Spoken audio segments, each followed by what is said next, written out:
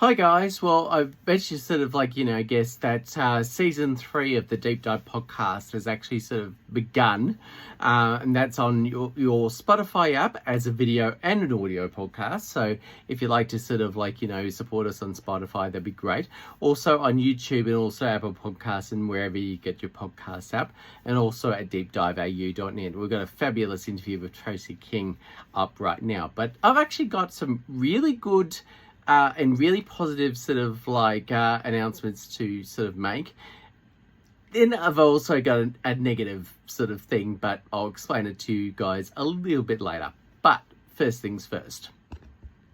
I am going officially in person to Yellow Ladybugs, and they'll be on June the 4th. So I'm looking forward to actually sort of coming down the previous day, June 3. Not too sure of the time yet. I'll be sort of checking in, but it all depends on logistics with family. But I'll be staying at the Hyatt place in Melbourne, as in Fields and stuff like that. So I'm hoping to catch up with you prior. So it will be good, just depending on what time I get in, which I haven't sort of quite confirmed yet.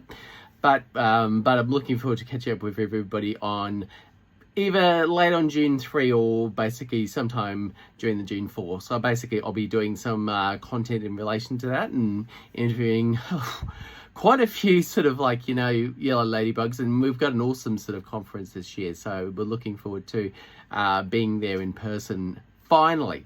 And I've been able to sort of secure tickets, which is absolutely awesome. So I'm looking forward to that. I'm looking forward to seeing a lot of you there as well. Oh, secondly, I've been given a challenge by Social Spoons to actually sort of do a Bridgerton type, classical type of content and stuff like that. I just have to get myself a Beethoven wig, or probably sort of reuse my Elvis wig, which I've probably got somewhere. But I'll just basically sort of do some some little bit of sort of content in the next few days in relation to that. So try and have some different content and try and create this little challenge that Social Spoons have actually sort of given me. So I'm looking forward to that. So I'll tease you with that in the next few days as well. But sadly, on a bit of a negative note, I know there's a little bit of a negative, but then there was a positive as well, but out of it. Basically, when I was going to my GP today, I sort of wrote down the information. I was going to get a script and I was going to get a referral letter and stuff like that and all that type of thing.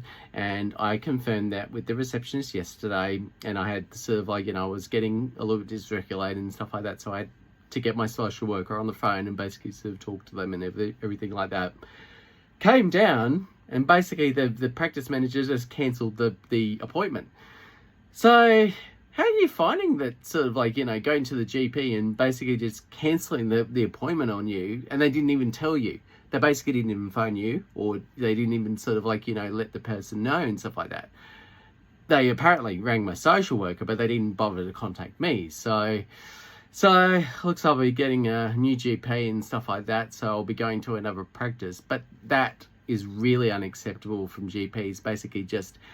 I basically sort of emailed all the information and all that type of thing. And basically sort of this is obviously we have to get a new doctor, because basically with the other person who basically only worked a particular day and stuff like that, only on the weekends, and it wasn't available to far away down the track. And I needed that sort of referral letter.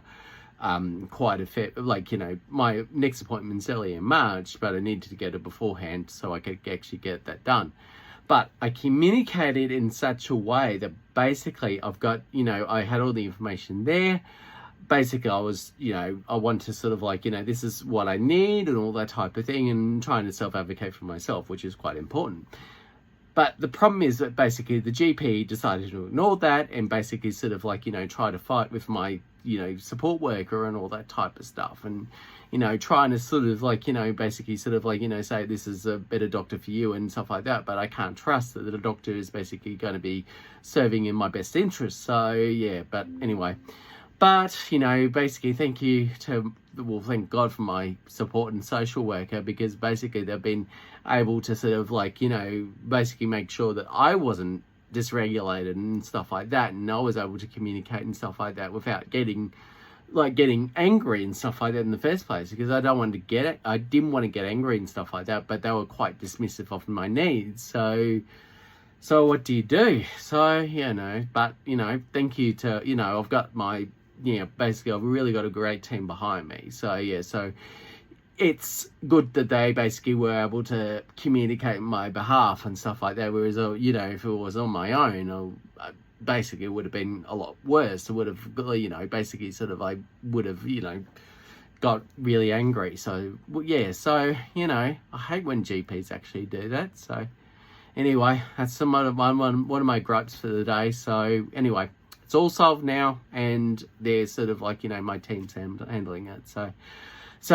thank goodness for my team. I would probably be in big trouble if I didn't have my team here. So, yeah, thank you to them.